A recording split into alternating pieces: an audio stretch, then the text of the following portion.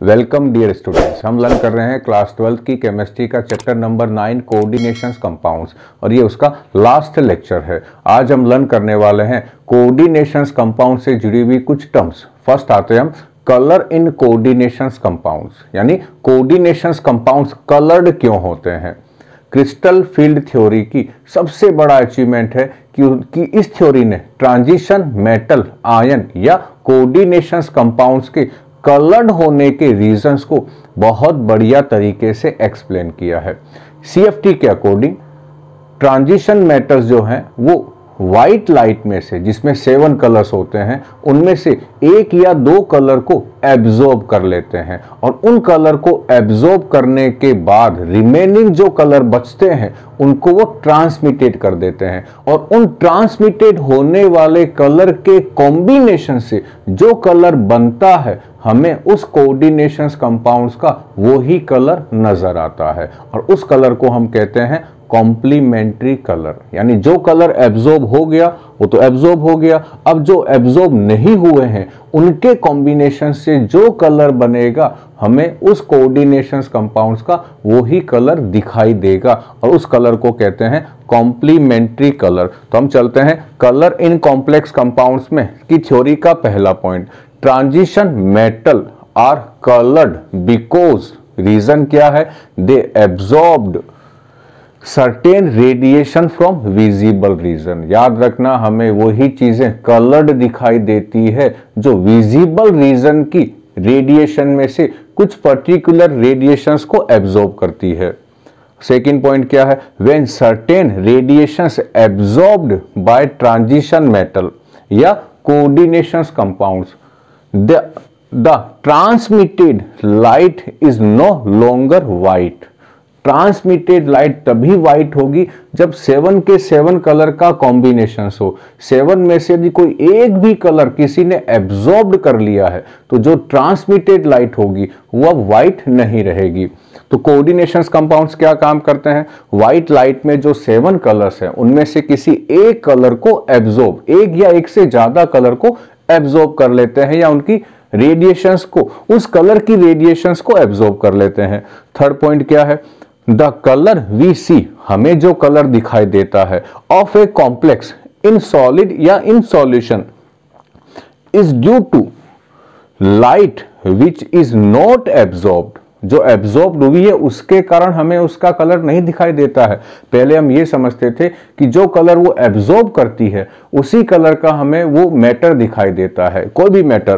लेकिन एक्चुअल में कंसेप्ट क्या है कि जो लाइट एब्जॉर्ब हो गई है उसके बेसिस पे नहीं, जो ट्रांसमिटेड लाइट है उनके अकॉर्डिंग उसका कलर हमें दिखाई देगा। बट विच इज ट्रांसमिटेड, यानी क्या कह रहा है कि एब्जॉर्ब जो हुई है उस पे कलर डिपेंड नहीं करेगा, जो कलर्स ट्रांसमिटेड हुई है उनके कॉम्बिनेशन से जो कलर बनता है वो कलर हमें दिखाई देगा। दिस कलर का मतलब ट्रांसमिटेड कलर, जो कलर एब्जॉर्ब नहीं हुए हैं। This colour is called complementary colour. अब बहुत बढ़िया है, हमारे पास ये क्या है, ये कलर व्हील है, ये है कलर व्हील। कैसे याद रखना है, हमें मालूम है कि जो हमारी व्हाइट लाइट है उसमें 7 कलर है, विबग्योर, ये है हमारे पास विबग्योर। 1 2 3 4 5 6 7, इनमें से आई को उड़ा दो, इंडिगो को उड़ा दो और वी बी जी इनको फिर अरेंज कर दो एक सर्किल के अंदर। तो सबसे पहले कौन आया, वोयलेट, वोयलेट के बाद ब्लू, ब्लू के बाद ग्रीन, ग्रीन के बाद येलो, येलो के बाद ऑरेंज, ऑरेंज के बाद रेड। इस सर्किल में इनको अरेंज कर दो और इस सर्किल के अकॉर्डिंग हम क्या आइडेंटिफाई कर सकते हैं कि कौन सा कलर एब्जॉर्ब हुआ है तो हमें कौन सा कंप्लीमेंट्री कलर दिखाई देगा। मान लो कि किसी कॉम्प्लेक्स कंपाउंड ने वोयलेट कलर एब्जॉर्ब कर लिया है तो वो कंपाउंड हमें येलो कलर का दिखाई देगा। ठीक इसके ठीक इन दोनों का कॉम्बिनेशन है, इनमें से एक कलर एब्जॉर्ब होगा तो दूसरा कलर हमें दिखाई देगा। यदि किसी कोऑर्डिनेशंस कंपाउंड्स ने ब्लू कलर की रेडिएशंस को एब्जॉर्ब कर लिया है तो उसका हमें ऑरेंज कलर दिखाई देगा, ग्रीन को एब्जॉर्ब करेगा तो रेड दिखाई देगा, येलो को एब्जॉर्ब करेगा तो वो वोयलेट दिखाई देगा। तो ये क्या है, ये कलर व्हील है। यदि यहां पर मैं क्या मान लूं, वो कलर जो एब्जॉर्ब हुआ है, तो ठीक इसके सामने वाला कौन होगा, उसका कंप्लीमेंट्री कलर होगा। अब उस एनर्जी को या उस रेडिएशंस को एब्जॉर्ब करके ट्रांजिशन मेटल या कोऑर्डिनेशंस कंपाउंड्स के अंदर होता क्या है, इलेक्ट्रॉन लोअर एनर्जी लेवल से हायर एनर्जी लेवल में एक्साइट करता है।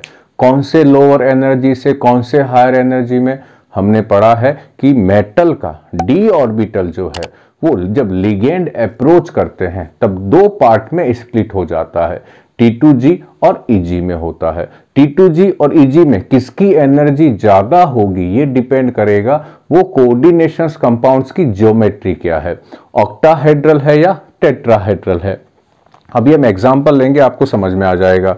अगला 4th पॉइंट क्या है, the energy of radiation absorb, जो वो एनर्जी एब्जॉर्ब कर रहा है उसकी एनर्जी कहां यूज आती है, is used for excitation of electron from lower energy level. यहां मैंने ऑक्टाहेड्रल का एग्जांपल लिया है। लोअर एनर्जी लेवल T2G से कहां चला गया, हायर एनर्जी लेवल यानी Eg में, इन ऑक्टाहेड्रल कॉम्प्लेक्सेस। अब दिमाग क्या लगाना है आपको कि T2G और Eg ये जो दोनों ऑर्बिटल हैं ये किनसे बने हैं, D से बने हैं। तो इलेक्ट्रॉन कहां जा रहा है, एक D से दूसरे D के पार्ट में जा रहा है, इसलिए इसका एक और नाम क्या है, D-D ट्रांजिशन। D-D ट्रांजिशन क्यों है, क्योंकि ये जो T2G और Eg है ये दोनों किनसे बने हैं, D के 5 ऑर्बिटल की स्प्लिटिंग से बने हैं। यहां कितने ऑर्बिटल थे, 3, और यहां कितने थे, 2 D ऑर्बिटल्स थे। तो ये तो हमने क्या समझ लिया कि कोऑर्डिनेशंस कंपाउंड जो है या जो ट्रांजिशन मेटल है उनके कलर्ड होने के पीछे का रीजन क्या है, D ऑर्बिटल 2 पार्ट में टूट जाता है। तो यहां का इलेक्ट्रॉन, लोअर एनर्जी वाला इलेक्ट्रॉन हायर एनर्जी वाले ऑर्बिटल में जब जंप करता है तो वो विजिबल लाइट से किसी पर्टिकुलर कलर की रेडिएशंस को एब्जॉर्ब कर लेता है या एक से ज्यादा कलर को एब्जॉर्ब कर लेता है। अब मैं फर्स्ट और सेकंड पॉइंट रिमूव कर रहा हूं और मैं एक एग्जांपल लेता हूं। फर्स्ट और सेकंड पॉइंट ये रिमूव हो गया, मैं एग्जांपल ले लेता हूं टाइटेनियम के एक कॉम्प्लेक्स कंपाउंड का, हेक्सा एक्वा टाइटेनियम आयन। तो एग्जांपल ले लेते हैं टाइटेनियम H2O का होल 6, इस पर क्या चार्ज है, +2 है, +3। अब आते हैं टाइटेनियम, H2O कैसा लिगेंड है, H2 न्यूट्रल लिगेंड है। तो फर्स्ट क्या लिखूं मैं, टाइटेनियम का एटॉमिक नंबर 22, इसका इलेक्ट्रॉनिक कॉन्फ़िगरेशंस आर्गन हो गया 18, यहां हो गया 2, 4s2 20, एटॉमिक नंबर 22 है तो 3d2। चार्ज क्या है टाइटेनियम पर, +3, तो 2 इलेक्ट्रॉन्स यहां से रिमूव हो गए, एक यहां से रिमूव हो गया, 3d1 है। अब यदि इस कॉम्प्लेक्स पे मैं CFT अप्लाई करूं तो ये हमारे पास क्या है, 5 डीजेनरेट ऑर्बिटल हैं। इन पांचों की एनर्जी इक्वल है और अभी इलेक्ट्रॉन यहां पर है, ये हुआ 3d1। जो ही ये H2O जो लिगेंड का वर्क कर रहे हैं यहां पर टाइटेनियम की ओर अप्रोच करेंगे, ये जो 3D ऑर्बिटल्स हैं ये 2 पार्ट में स्प्लिट हो जाते हैं। पहला काम क्या होगा, इन पांचों की एनर्जी बढ़ जाती है और इन पांचों में 2 की एनर्जी ज्यादा बढ़ती है, 3 की एनर्जी कम बढ़ती है। इन्हें हम कहते हैं T2G और इन्हें हम कहते हैं Eg। इन दोनों के बीच जो एनर्जी का डिफरेंस है उसे कहते हैं डेल O या CFSE। और ये इलेक्ट्रॉन जो यहां था ये यहां से अब कहां पर आएगा, लोअर एनर्जी लेवल में आएगा। यानी ये इलेक्ट्रॉन कहां पर है, ये T2G में है। यदि ये इलेक्ट्रॉन इस T2G से कहां जंप कर जाए, Eg में जंप कर जाए, तो ये क्या काम करता है, ये 2 अलग अलग कलर की रेडिएशंस को एब्जॉर्ब करता है। एक तो ये करेगा ग्रीन को एब्जॉर्ब और एक करेगा ये येलो को एब्जॉर्ब। यानी किसको एब्जॉर्ब कर रहा है, ये ग्रीन को, प्लस किसको कर रहा है, ये येलो को। तो ग्रीन का जो कंप्लीमेंट्री कलर है वो कौन सा है, ग्रीन का है रेड और येलो का कौन सा है, वोयलेट। और इन दोनों के कॉम्बिनेशन से कौन सा कलर बनता है, पर्पल कलर बनता है। तो ये जो कंपाउंड है ये हमें कैसा दिखाई देता है, पर्पल नजर आता है। क्यों नजर आता है? क्योंकि जो D1 का इलेक्ट्रॉन है वो T2G से EG में जब जंप करेगा तो ग्रीन और येलो कलर की रेडिएशंस को एब्जॉर्ब कर लेगा, तो रिमेनिंग जो रेडिएशंस है उनसे कौन सा कलर बनेगा?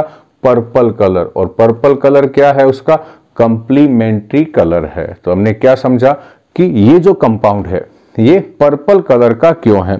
अब चलते हैं इसी का अगला पॉइंट। अब बच्चों मैं ये सब कुछ रिमूव कर रहा हूं।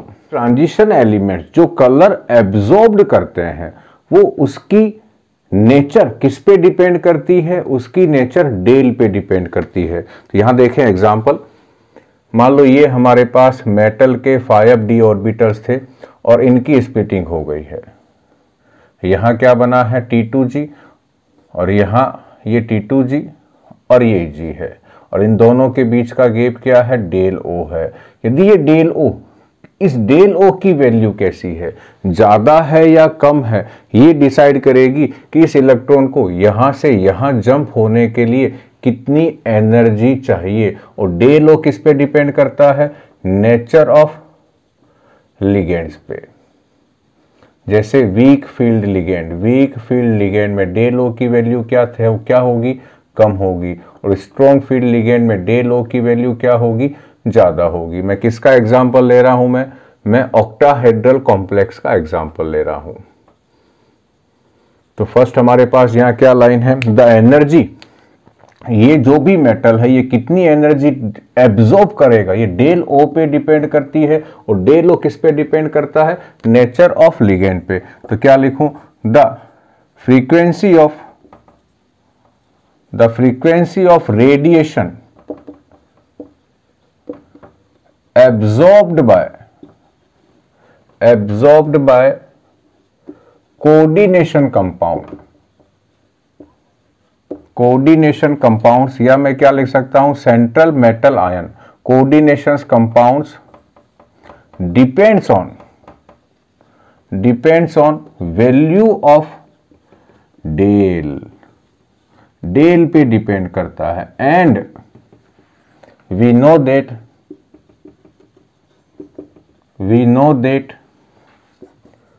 the value of del depends on nature of ligand. Thus we can say the color of coordination compounds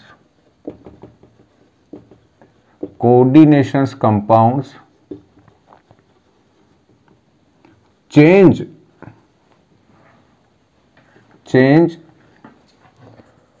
by changing the ligands। हम यदि लिगेंड्स चेंज कर देते हैं तो उसी मेटल आयन हमने चेंज नहीं करी, हमने केवल लिगेंड चेंज किया है, तो उस कॉम्प्लेक्स कंपाउंड्स का कलर भी चेंज हो जाता है। रीजन क्या है? आपने लिगेंड चेंज किया तो आपने डेल O को चेंज कर दिया। डेल O जो ही चेंज हुआ ये एनर्जी का डिफरेंस चेंज हो गया। अब इस इलेक्ट्रॉन को यहां से T2G से EG में एक्साइट होने के लिए जो रेडिएशन, जो फ्रीक्वेंसी चाहिए वो चेंज हो जाएगी।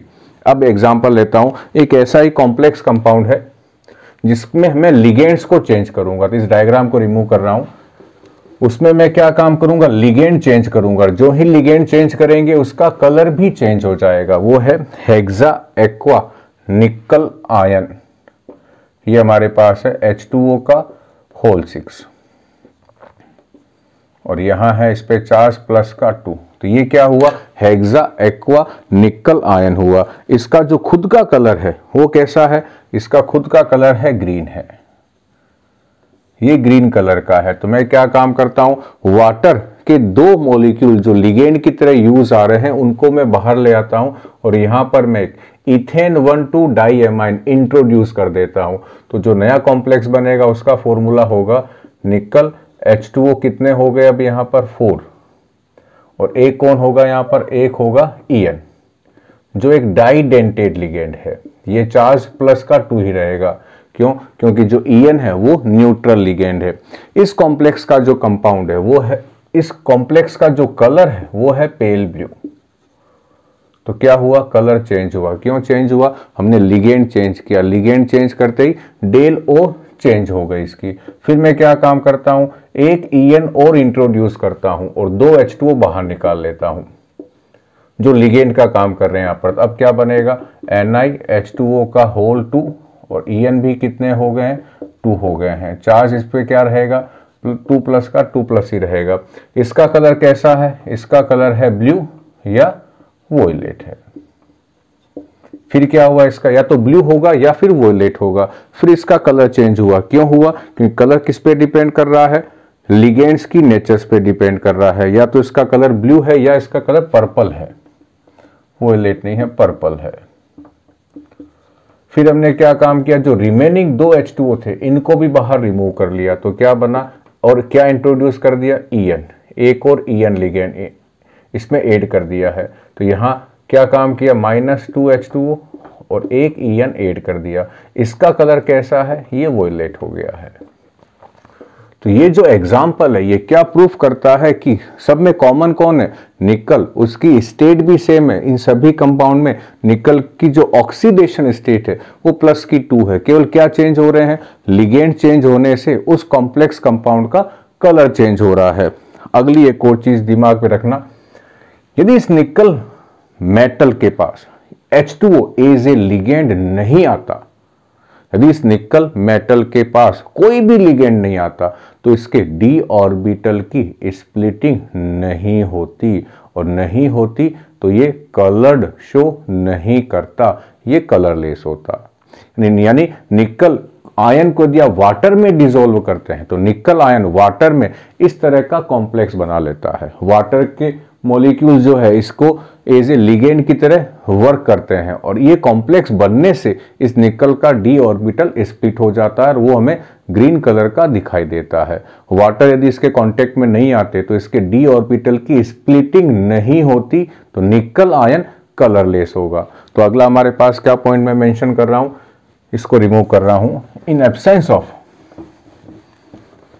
किसकी एब्सेंस में, लिगेंड्स नहीं होते। In absence of ligands, in absence of ligands क्या होगा, ट्रांजिशन मेटल्स जो है या कोऑर्डिनेशन कंपाउंड कलर शो नहीं करेंगे। In absence of ligands the splitting of d orbital not happens, does not occur, that is metal ion is colorless। Transition लिख देना इधर, transition metal ion is colourless.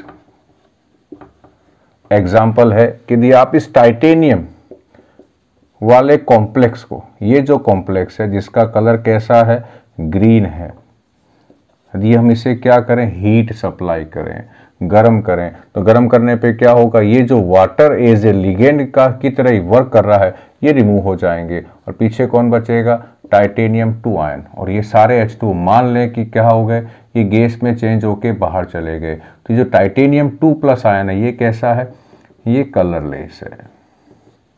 Second example जो हमने बहुत बार देखा है, हमारे 10th क्लास में भी था, वो है कॉपर सल्फेट या फेरस सल्फेट का एग्जाम्पल ले लेते हैं। कॉपर सल्फेट का एग्जाम्पल ले लेते हैं, ज़्यादा आसान है। कॉपर सल्फेट .5H2O, यहाँ जो वाटर है इसका कलर है ब्लू, ये वाटर है, इनमें से जो 4 वाटर के मॉलिक्यूल्स हैं वो एज ए लिगेंड यूज आते हैं यहाँ पर, और जो ही हम इसे गर्म करते हैं तो ये क्या बन जाता है, CuSO4, और ये 5H2O बाहर चले गए। जो ही ये H2O बाहर जाते हैं तो इसका कलर कैसा हो गया है, ये वाइट हो गया है।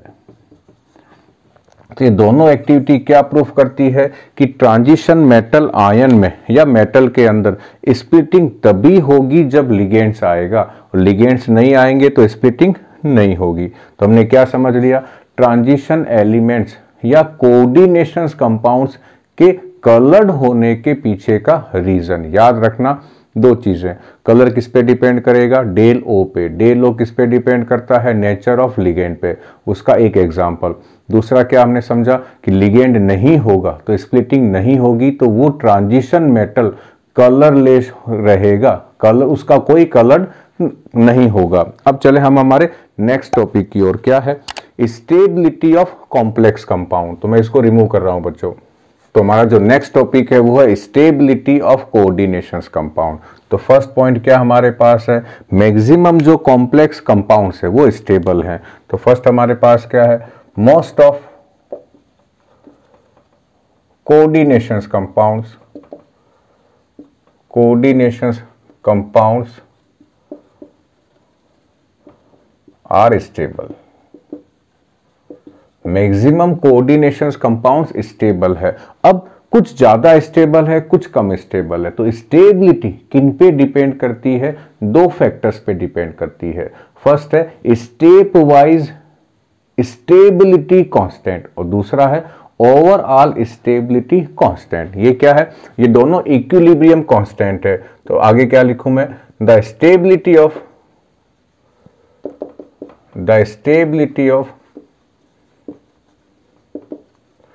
coordination compounds depends on magnitude of number A stepwise stability constant।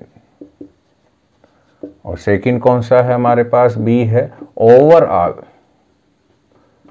Overall stability constant. ये दोनों क्या है, हम एक एक करके इनको समझते हैं।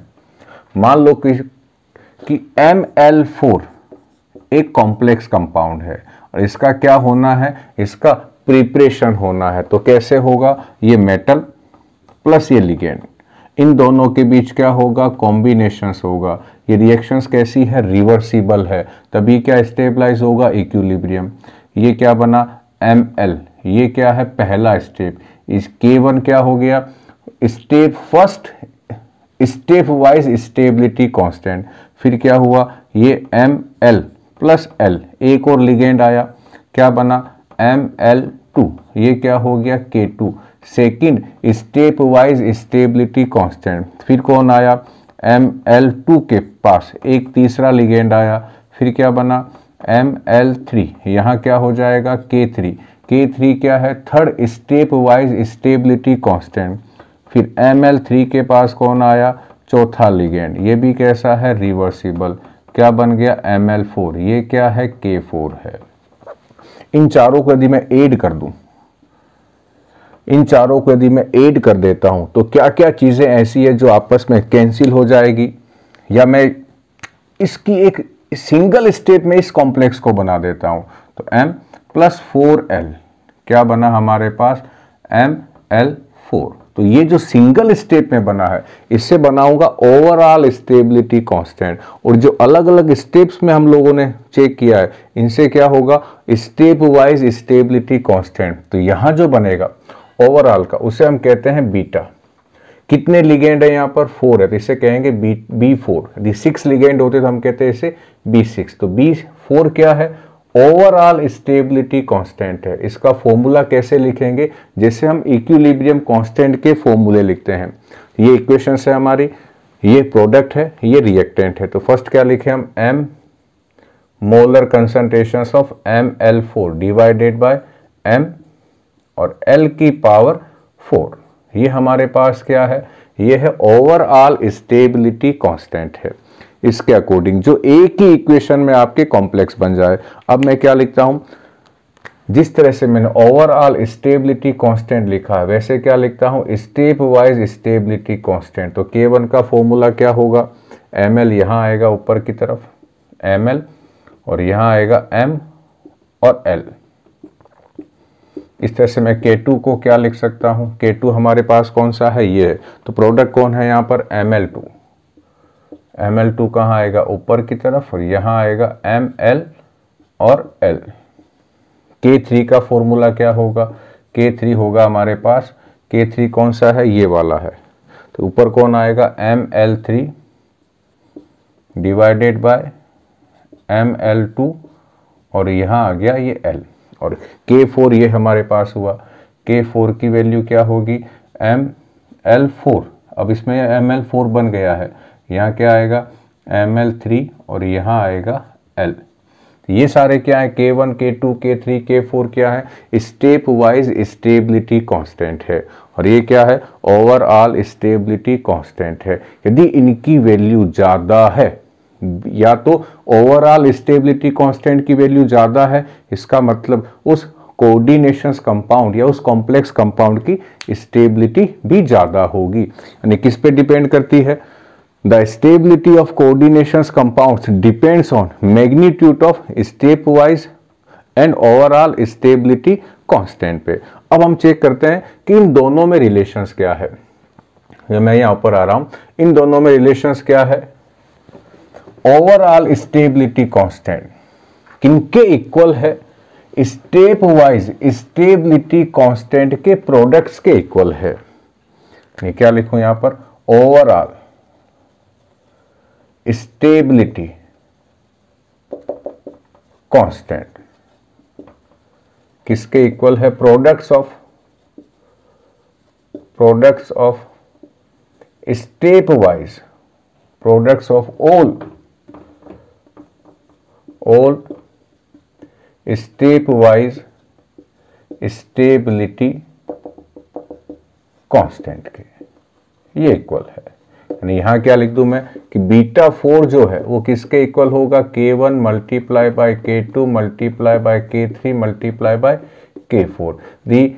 अब इस रिलेशंस ये सही है या नहीं है इसको चेक करना हो तो मैं इसको रिमूव करता हूं और मैं क्या काम करता हूं इन चारों K1 से लेकर, ये याद रखना ये हमारे पास क्या था ये बीटा 4 था, ये K1 है ये K3 है, मैं इन चारों को मल्टीप्लाई करता हूं तो K1 की value beta 4 equals to K1 की वैल्यू क्या हमारे पास है ML डिवाइडेड बाय M और यहाँ लिगेंड L आ गया। फिर हमारे पास क्या होगा ML2 डिवाइडेड बाय ML और यहाँ आ गया एक और L। फिर ML3 डिवाइडेड बाय ML2 और यहाँ एक L आ गया है और फोर्थ कौन होगा हमारे पास ML4, यहाँ कौन आएगा ML3 और यहाँ आ गया एक और L। इन चारों से मैं चेक करता हूँ क्या क्या चीज़ें आपस में कैंसिल हो रही है। तो ये ML से ये ML कैंसिल हो गया, उसके बाद ML2 से ML2 हो गया, ML3 से ML3 हो गया, तो ऊपर केवल कौन बचा है ML4। नीचे क्या क्या बचा है एक M एक L दूसरा L तीसरा L ये चौथा L। तो ये क्या आ गया हमारे पास बीटा 4 इक्वल्स टू ऊपर क्या बचा है ML4 और यहाँ क्या बचा है M और L की पावर 4 और यही तो क्या था ओवरऑल स्टेबिलिटी कांस्टेंट है। अब क्या काम करते हैं इसमें दोनों तरफ log ले लें तो ये एक्सप्रेशन किसमें चेंज हो जाएगा log beta 4 equals to log K1 plus log K2 plus log K3 plus log K4 और ये जो log बीटा 4 है इसकी वैल्यू ही क्या बताती है स्टेबिलिटी कांस्टेंट की। इसकी वैल्यू क्या बताएगी जो ओवरऑल स्टेबिलिटी कांस्टेंट है कि वो पर्टिकुलर कॉम्प्लेक्स जो है वो ज़्यादा स्टेबल है या कम स्टेबल है। यदि हमारे पास दो डिफरेंट कॉम्प्लेक्सेस के ओवरऑल स्टेबिलिटी कांस्टेंट है तो हम उनमें कंपेयर करके क्या बता सकते हैं कि कौन सा कॉम्प्लेक्स ज़्यादा स्टेबल है और कौन सा कम स्टेबल है। अब चलते हैं इसी में एक और कांस्टेंट है इनस्टेबिलिटी या डिसोसिएशन कांस्टेंट, इसको रिमूव कर रहा हूं बच्चों मैं। तो अगला कांस्टेंट कौन सा है छोटा सा, ये इतने से पोर्शन में हो जाएगा वो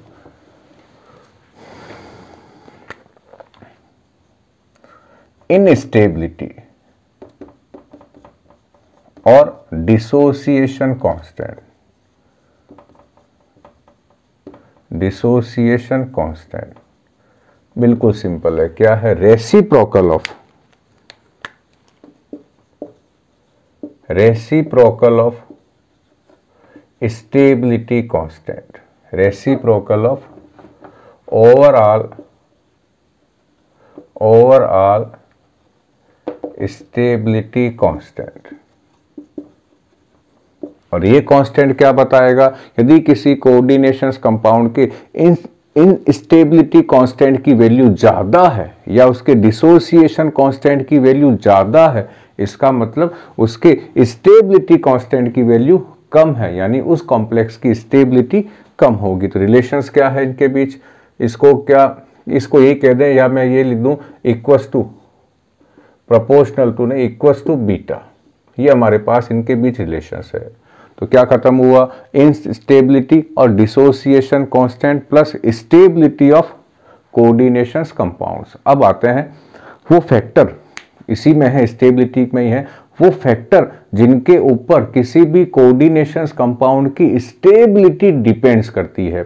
तो एक तो किस पे डिपेंड करती है, इन दोनों फैक्टर्स के ऊपर। सेकेंड हमारे पास क्या है, इसको बच्चों रिमूव कर रहा हूं पूरे पोर्शंस को मैं। तो थर्ड टॉपिक हमारे पास क्या है, फैक्टर्स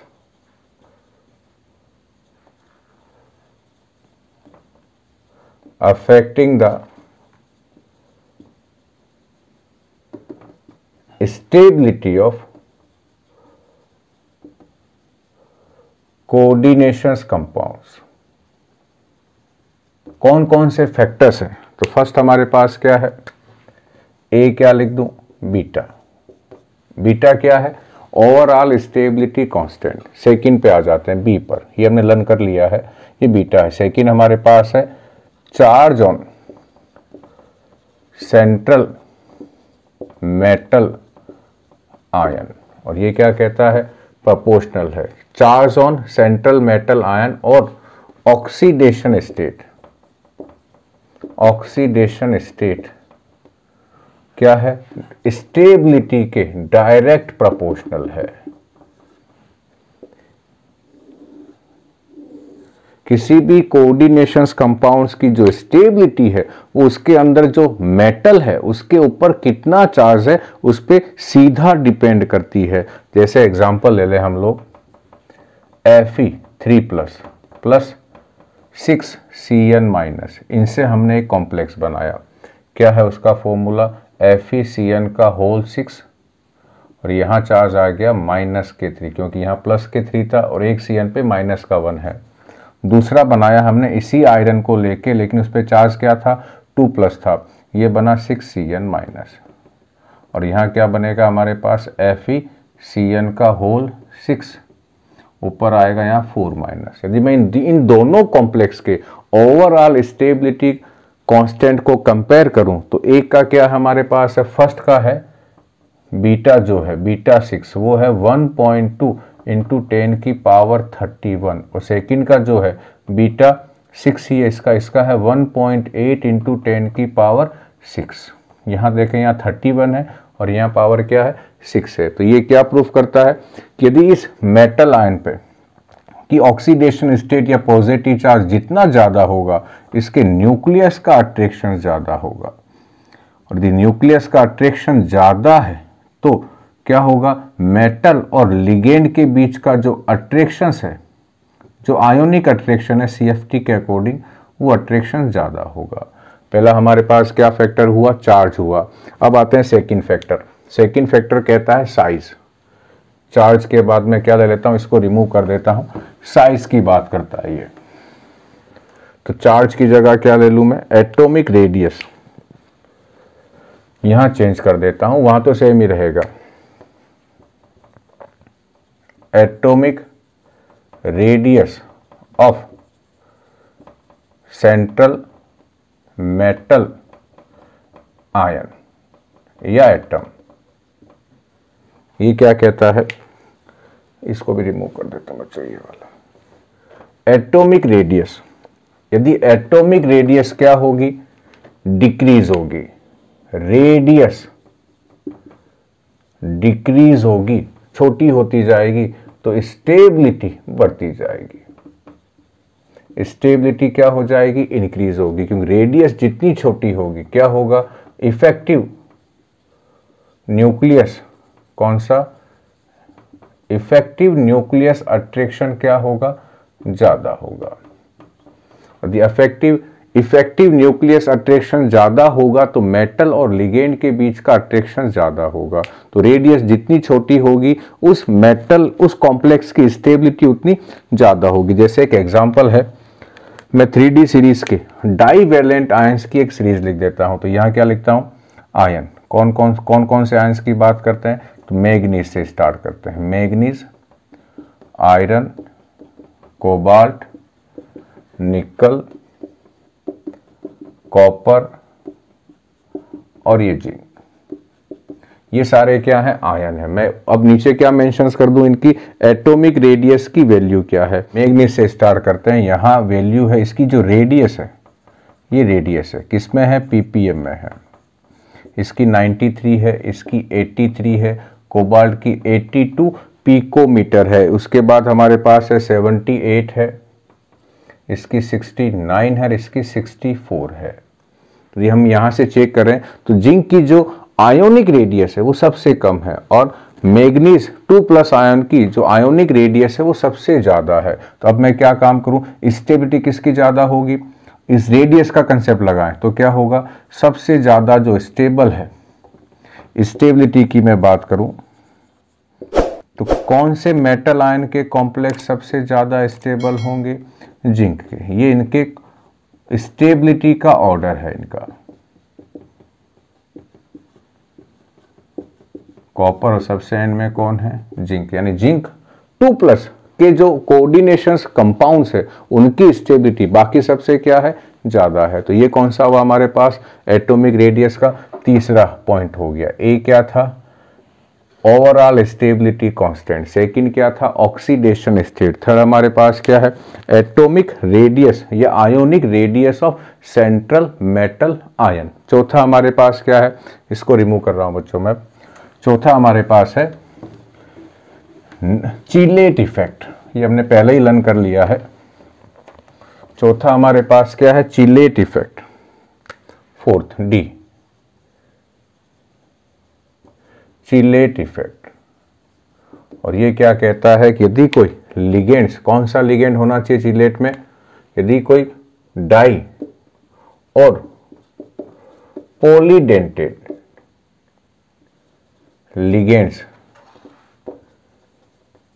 प्लस क्या हो, मेटल हो, तो ये क्या बनाते हैं, एक रिंग बनाते हैं।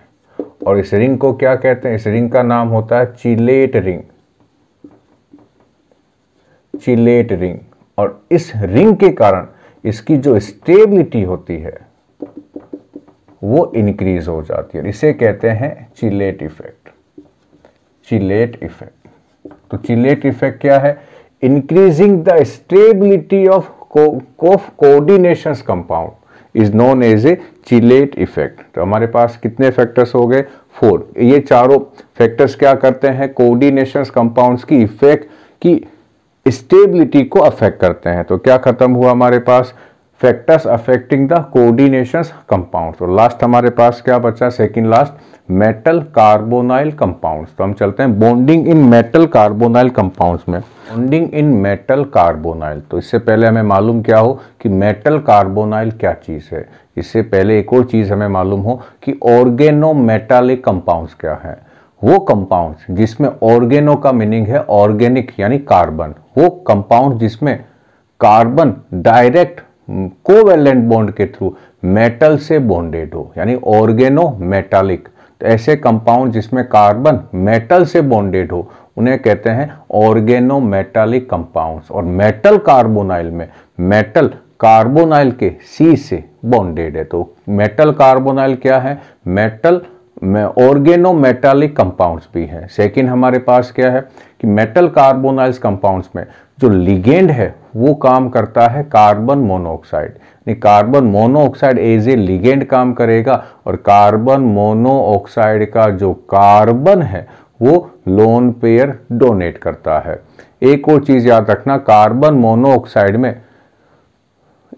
कार्बन और O के बीच एक डेटिव बॉन्ड है जिसमें O ने अपने लोन पेयर डोनेट करके बनाए हैं। यानी लोन उस डेटिव बॉन्ड में दोनों इलेक्ट्रॉन किसके हैं, O के हैं। इसलिए O पे क्या चार्ज आना चाहिए, पार्शियली पॉजिटिव, और सी पे क्या चार्ज आएगा, पार्शियली नेगेटिव।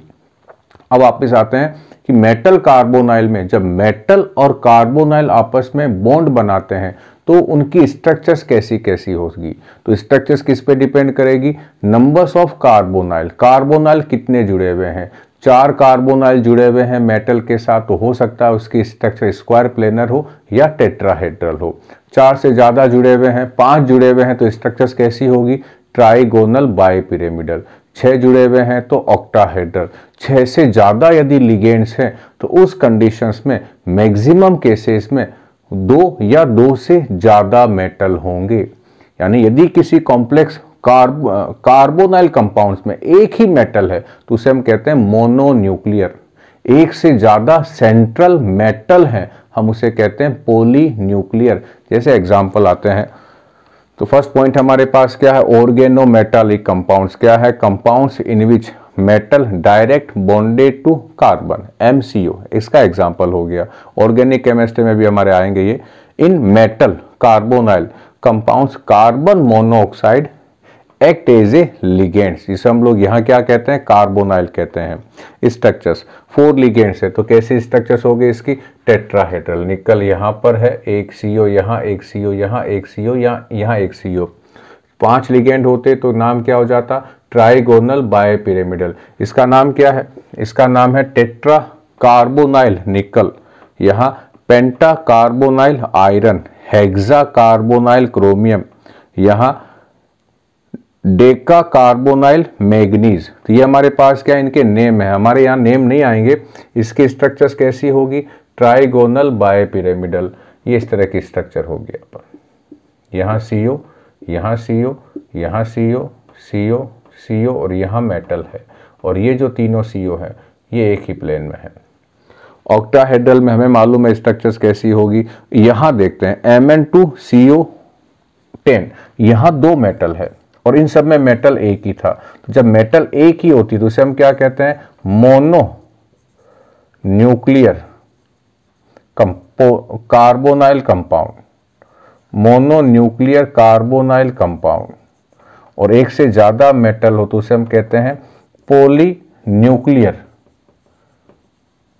Carbonyl compound. तो यहाँ Mn2 है और CO का होल 10 है। तो इसकी स्ट्रक्चर्स कैसी है, 2 स्क्वायर पिरामिडल, 2 यानी एक इधर, और इन दोनों का जो मैग्नीज है वो आपस में बॉन्डेड है। तो इनकी इसकी स्ट्रक्चर्स कैसी होगी, यहां बना देता हूं, Mn2CO10 की। तो ये हमारे पास क्या है, ये है हमारे पास 4 CO जो एक ही प्लेन में बॉन्डेड है, और यहाँ कौन है, Mn है, ये बॉन्ड है इनके बीच का। ये तो मैंने ऐसे बता रखा कि चारों एक ही प्लेन में है, एक CO ऊपर है इस तरह का, यहाँ एक, यहाँ पर भी है, यहाँ CO है, CO है, CO है, CO है, और यहाँ Mn है। ये चारों इससे बॉन्डेड है, और एक CO यहाँ पर है। ये जो Mn और Mn है ये आपस में बॉन्डेड है। ये क्या हुआ, एक पिरामिड ऊपर, एक पिरामिड नीचे। ये किसकी स्ट्रक्चर्स हो गई है, Mn2CO10 की हो गई है, जो कैसा है, डाई न्यूक्लियर है, जिसमें 2 मैग्नीज, 2 मेटल आयन है। अब आते अगला चलते हैं, कैरेक्टरिस्टिक्स ऑफ कार्बोनाइल कंपाउंड्स। इस पोर्शंस को मैं रिमूव कर देता हूं।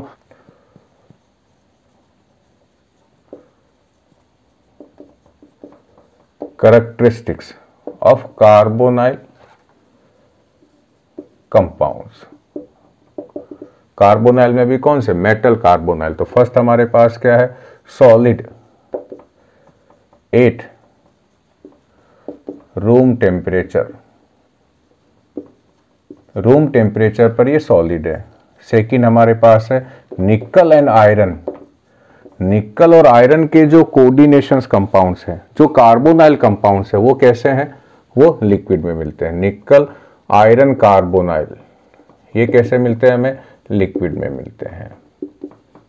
ये अगली चीज ध्यान रखना बच्चों से। थर्ड हमारे पास क्या है कि जो मोनो न्यूक्लियर है, थर्ड हमारे पास है कि जो मोनो न्यूक्लियर जिसमें एक ही मेटल होगी, मोनो न्यूक्लियर जो कार्बोनाइल है वो वोलेटाइल भी है, यानी उन्हें गर्म करोगे तो वो सीधा गैस में चेंज हो जाते हैं। वोलेटाइल है एंड साथ में क्या है, टॉक्सिक भी है। पॉइजनस है वो। फोर्थ हमारे पास क्या है, मोनोन्यूक्लियर कार्बोनाइल कंपाउंड जो है, कार्बोनाइल जो है वो या तो कलरलेस है या उनका कलर जो है वो लाइट है, जबकि पॉली न्यूक्लियर कार्बोनाइल कैसे हैं, डीप कलर के हैं, डीप कलर्ड है। तो ये इनका क्या हो गया है, जनरल कैरेक्टरिस्टिक्स होगी। और मेन इसका जो टॉपिक है वो है बॉन्डिंग इन कार्बोनाइल कंपाउंड्स। तो हम चलते हैं बॉन्डिंग इन कार्बोनाइल्स कंपाउंड्स में, उसको बच्चों ढंग से समझना। और वहां एक टॉपिक आता है बेक बॉन्डिंग। तो लास्ट टॉपिक, सेकंड लास्ट, छोटा सा एक टॉपिक इसके बाद और है, और वो है effective atomic number, EAN short name है उसका। तो अब मेन टॉपिक क्या आ गया हमारे पास, बॉन्डिंग वाला, ये अब मेन आया है। और इसे हम क्या कहते हैं, कई बार बेक बॉन्डिंग इन कार्बोनाइल, कई बार क्या आ जाता है, इसका नाम आ जाता है सिनर्जिक इफेक्ट। क्या है ये, सिनर्जिक इफेक्ट लेके क्वेश्चन आता है। इफ इन कार्बोनाइल या इन मेटल कार्बोनाइल, सिनर्जिक इफेक्ट, ये दो बड़े क्वेश्चंस बनते हैं मेटल कार्बोनाइल की बॉन्डिंग में। तो क्यों इसकी बॉन्डिंग इंपॉर्टेंट है, क्योंकि यहां जो मेटल है और जो CO है इनके बीच सिग्मा बॉन्ड भी बनेगा और साथ में पाई बॉन्ड भी बनता है। सिग्मा और पाई बॉन्ड, दोनों बॉन्ड के कैरेक्टर्स इस मेटल कार्बोनाइल कंपाउंड्स में हमें मिलते हैं। तो हमारे पास फर्स्ट क्या है, हम क्या पढ़ रहे हैं, बॉन्डिंग। तो फर्स्ट क्या बनेगा, सिग्मा बॉन्ड। सिग्मा बॉन्ड कैसे बनेगा, डोनेशन ऑफ कौन, अपना लोन पेयर देगा। CO का जो C है ये अपना लोन पेयर किसको देगा, मेटल के वैकेंट D ऑर्बिटल में देगा। उससे कौन सा बॉन्ड बनेगा, सिग्मा बॉन्ड बनेगा। Donation of lone pair by carbon of CO to empty D orbital of metal, और यहां से कौन सा बनेगा, सिग्मा बॉन्ड बनेगा यहां से। अब ये जो सिग्मा बॉन्ड है, ये बॉन्ड कैसा है, ये वीक है। ये बॉन्ड जो है यहां पर मेटल कार्बोनाइल में ये वीक बॉन्ड है। तो इस वीक बॉन्ड की स्ट्रेंथ को बढ़ाने के लिए बेक बॉन्डिंग होती है। क्या होगा उसके अंदर,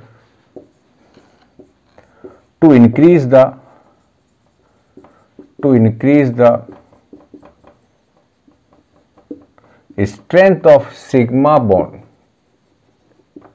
metal ion donate, metal donate कर रहा है। अब ये मेटल देगा इसको, ये मेटल देता है, metal donate electron pair in anti bonding molecular orbital in pi, वो भी किसमें दे रहा, pi anti bonding molecular orbital of CO and form में pi bond due to formation of pi bond, the strength of sigma bond increased. This is called synergic effect. This is called synergic effect. दूसरा यहां पर क्या हुआ, यहां लिखता हूं बच्चों, बेक बॉन्डिंग। बेक बॉन्डिंग क्या हुई यहां पर, डोनेशन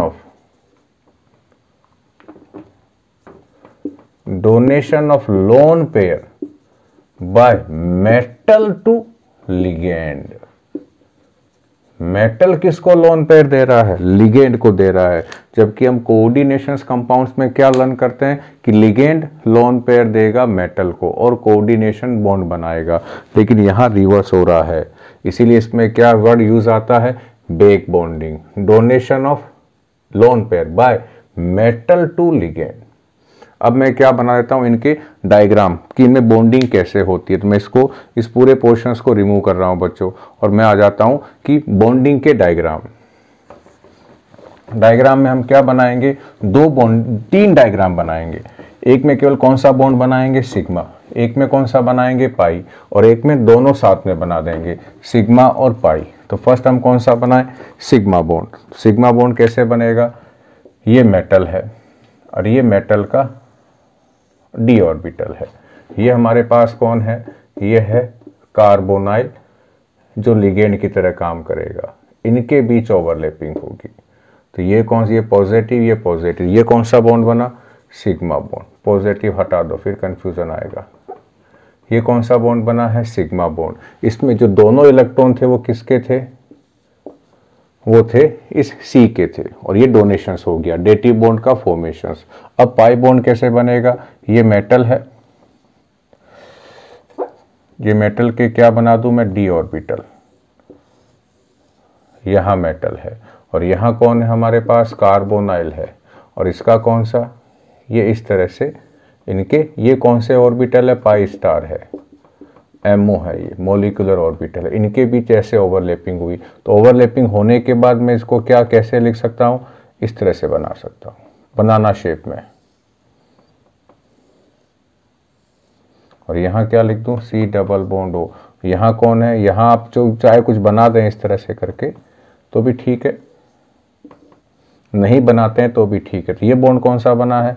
ये पाई बॉन्ड बना है। अब इन दोनों को मैं मिला के बनाऊं स्ट्रक्चर्स तो क्या बन जाएगी हमारे पास? ये मेटल, ये CO।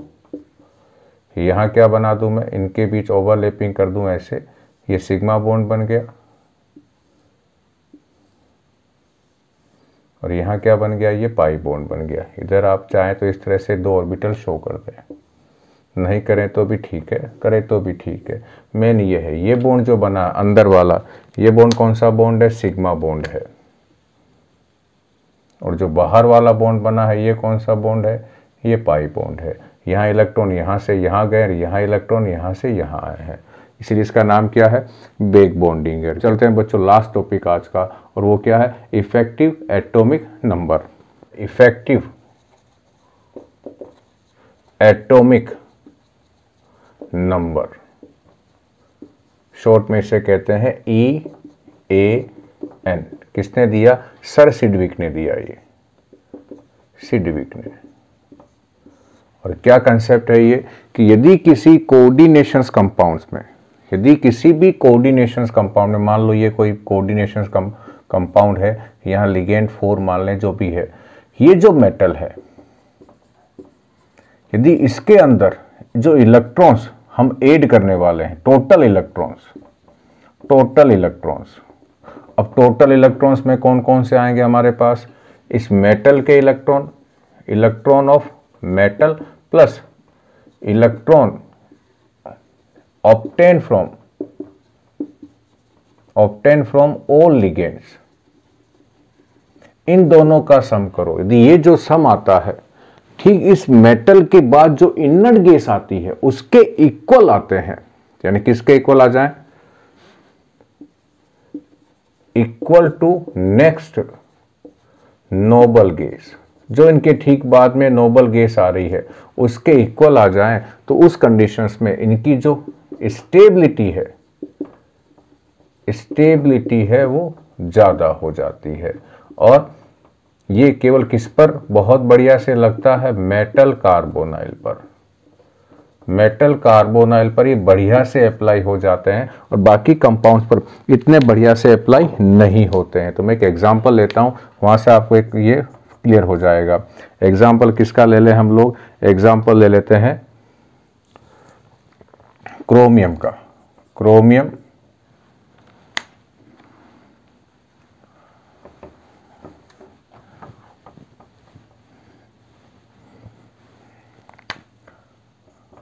हेक्सा कार्बोनाइल क्रोमियम, इसका एग्जाम्पल ले लेते हैं। तो फर्स्ट हम कहाँ हैं, क्रोमियम में। क्रोमियम के पास खुद का एटॉमिक नंबर कितना है, इसका है 24।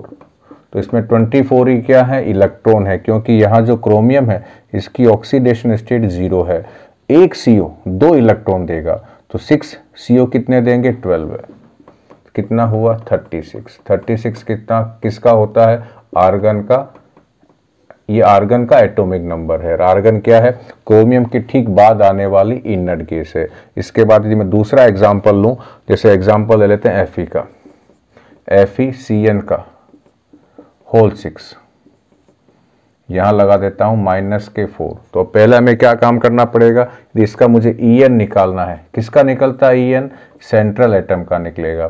तो Fe का एटॉमिक नंबर कितना है, क्रोमियम मैग्नीज आयरन 26 है, लेकिन इस पर इसकी ऑक्सीडेशन स्टेट क्या है, +2 है।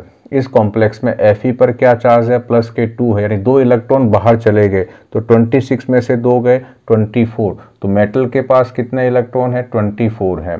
एक CN क्या काम कर रहा है, 2 इलेक्ट्रॉन डोनेट करता है। तो 6 CN कितने देंगे, 12 देंगे। तो यहाँ क्या जोड़ दूं मैं, अब 12 है। कितना आंसर आ गया, 36 आ गया। एक और एग्जांपल लेते हैं टाइटेनियम का। यदि ये 36 फिर किसके इक्वल हुआ है, आर्गन के इक्वल हुआ है, यानी FeCN इस कॉम्प्लेक्स की जो स्टेबिलिटी है वो बाकी कॉम्प्लेक्स से कुछ ज्यादा है। और एग्जांपल लेते हैं हम लोग टाइटेनियम का, एक और एग्जांपल ले लें, उसके बाद बच्चों खत्म। ये टाइटेनियम का मान लो कॉम्प्लेक्स है, यहाँ है 6 और यहाँ चार्ज क्या है, +3 है। तो टाइटेनियम का एटॉमिक अब क्या निकाल रहा हूँ, EAN। किसका निकाल रहा हूँ, टाइटेनियम का। तो कितने हैं, टाइटेनियम में इलेक्ट्रॉन कितने होते हैं, 22 होते हैं। और यहाँ चार्ज क्या है, +3 है। तो इसमें टाइटेनियम पे +3 चार्ज होंगे तो कितने इलेक्ट्रॉन होंगे इसमें हो गए हैं 19। तो यहाँ लिख देता हूँ 19। एक H2O कितने लोन पेयर देगा या कितने इलेक्ट्रॉन देगा, 2। तो 6 कितने देंगे, 12। तो यहाँ क्या करूँ, 12। कितना आंसर आया, 31 नहीं आया। यहाँ जो है वो 36 नहीं आ रहा है। इसका मतलब क्या हुआ कि जो टाइटेनियम वाला जो कॉम्प्लेक्स है इसकी स्टेबिलिटी इन दोनों से कम है। यानी ये क्या हुआ, इफेक्टिव एटॉमिक नंबर का रूल हुआ है। मैक्सिमम कोऑर्डिनेशंस कंपाउंड्स पर ये रूल अप्लाई नहीं होता है।